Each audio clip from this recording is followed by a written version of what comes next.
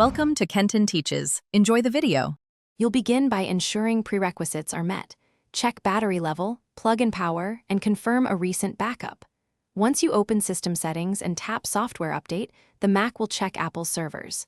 If an update appears, read the release notes to understand changes and size. This affects download time.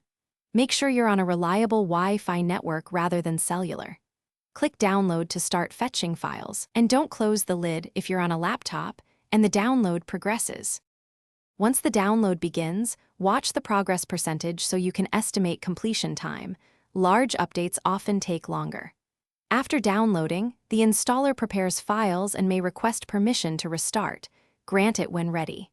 During installation, your Mac may reboot several times. That's normal as components update. If prompted for an admin password, enter it to authorize changes. You can toggle automatic updates to have minor security fixes applied without interruptions, but major upgrades should be reviewed first. After installation completes, log in and let the system finish background tasks.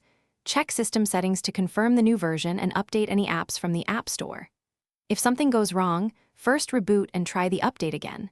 Safe mode can bypass extensions that block installs. If the installer repeatedly fails, reset NVRAM or reinstall Mac OS from recovery to preserve data. And if you still face kernel panics or hardware errors, contact Apple support for guided diagnostics and repair options. Thanks for watching. Please subscribe if this video was helpful.